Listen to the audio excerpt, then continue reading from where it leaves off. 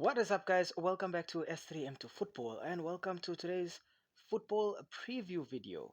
The UEFA Champions League is back this week, and for today's video, we will be focusing on a showdown that takes place this Wednesday on the 11th of December at Signal Iduna Park in Germany.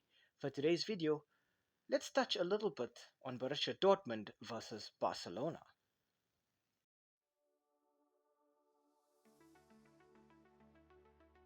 We start off our team analysis here with the home side being Borussia Dortmund. Now, the last 5 fixtures for Dortmund have ended in 2 wins, 2 draws, and 1 loss. Their last match was a 1-1 draw away at Borussia Mönchengladbach earlier this weekend.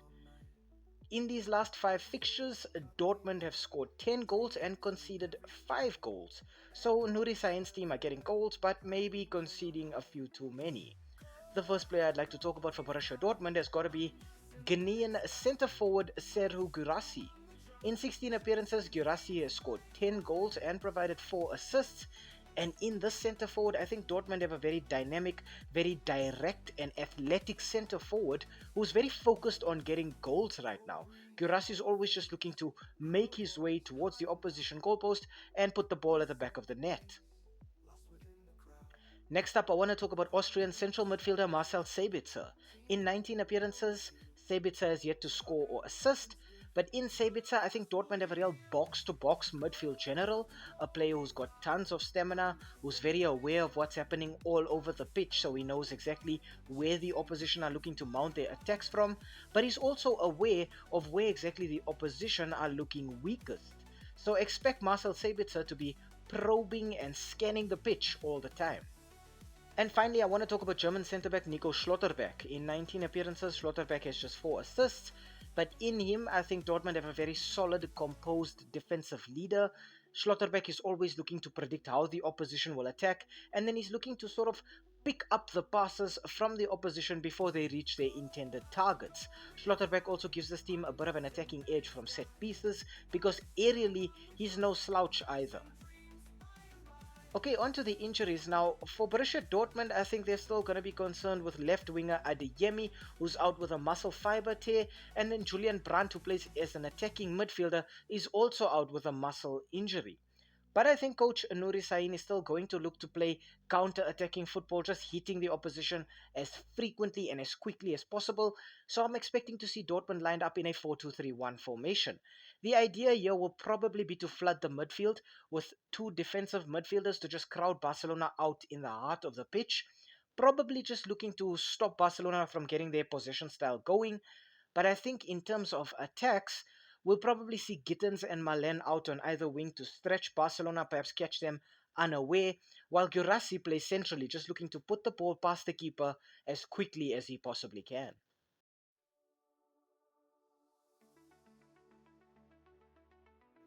Okay, on to the away team. Now for Barcelona, the last 5 fixtures for the Blaugrana have ended in 2 wins, 2 draws, and 1 loss. Barca's last match was a 2-2 draw against Real Betis in the Spanish La Liga this weekend. And in these last 5 fixtures, the Blaugrana have scored 13 goals and conceded 7 goals. So they're still playing their fluid attacking football, but now it looks like they've been breached defensively. The first player I've got to talk about for Barcelona has got to be Polish centre forward Robert Lewandowski. In 21 appearances, Lewandowski has scored 23 goals and provided 2 assists. And in Robert Lewandowski, Barcelona have a pure out-and-out finisher. Lewandowski is able to score with either foot, with his head. He's a very direct player. His main focus is simply on his finishing, but Lewandowski has also proven to be a great team player in this Barcelona setup. Next up, I want to talk about Spanish attacking midfielder Dani Olmo, who in 12 appearances has 6 goals. For me, Dani Olmo is a very dynamic player. He's always looking to move around the pitch, find spaces. He's a very good dribbler. He's very fast as well. And for me, Dani Olmo is a very exciting player. Whenever Dani Olmo has the ball at his feet, I'm expecting to see Barcelona either getting goals or assists, but at least penetrating the opposition defense. And finally, I want to talk about Spanish centre-back Inigo Martinez. In 21 appearances, it's 2 goals and 2 assists for Inigo Martinez. And in him, I think Barcelona have a very strong, reliable centre-back, a player who's come in and provided them with so much solidity in the heart of their defense. But I think Inigo Martinez is also very intelligent. He knows exactly when he needs to make those harsh challenges, and he's very aware of where he is on the pitch. You don't see him giving away too many free kicks or penalties from careless tackles. Okay, so for Barcelona, injury-wise, it's all defensive issues. Goalkeeper Marc-Andre ter Stegen is still out, and the centre-back pairing of Andreas Christensen and Ronald Araujo are also yet to feature for the Blaugrana. So I think Barcelona will probably be set up in a manner to allow them to still play their possession style football. That's what Hansi Flick wants from his team. He wants them to monopolize the ball, keep it, be patient, probe, and find weaknesses in the opposition setup. I think Barcelona will still be lining up in their 4-3-3 formation, with probably Rafinha on the left wing and Lamine Yamal on the right wing, just looking to do some damage to Borussia Dortmund's wingbacks. I think those players as well, if they are high enough up on the pitch, it will result in a situation where Dortmund's wingbacks now cannot assist in any way going forward. And I think that will be the game plan at Barcelona. Dani Olmo and Pedri will be used to dominate possession centrally and to just dictate the play and the tempo of the game. And then it's down to Robert Lewandowski in that number 9 position to get the goals for Barcelona.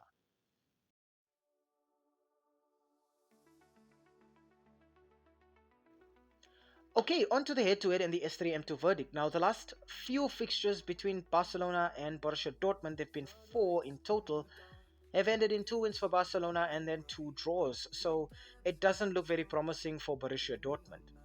In these last 4 fixtures, Barcelona have scored 6 goals and Dortmund have scored 2 goals.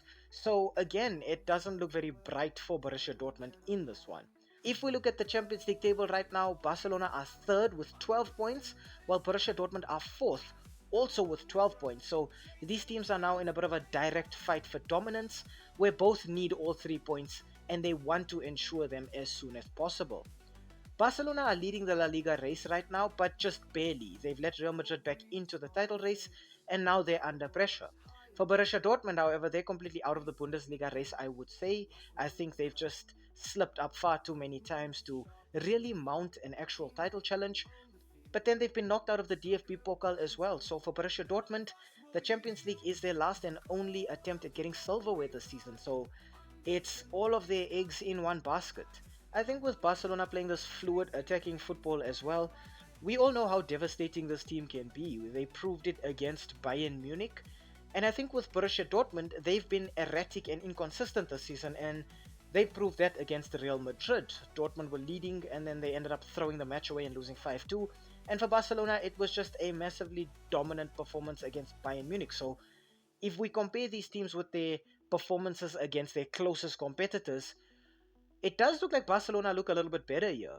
I think also with it being third versus fourth, it is an even more important match because not only are you looking to ensure your own qualification, but by knocking some points off the opposition in this one, you can also really damage their hopes as well and effectively create a situation where you don't have to deal with this team again in the knockout stages. And I think both teams will approach it with that kind of idea.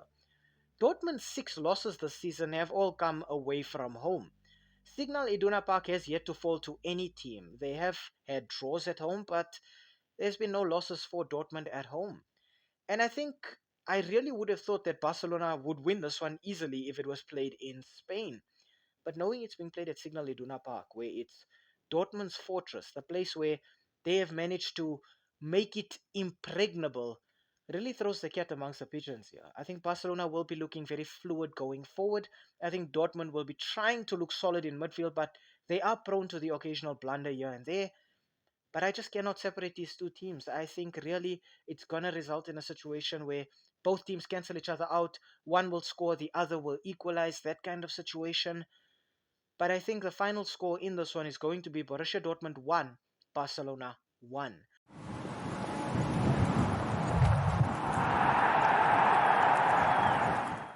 Hi, thank you for making it to the end of this video. We really appreciate the watch time. And the fact that you took some time out of your day to spend it with us talking about the sport that we all love. If you enjoyed the content, why not, drop a like down below or comment in the comment section.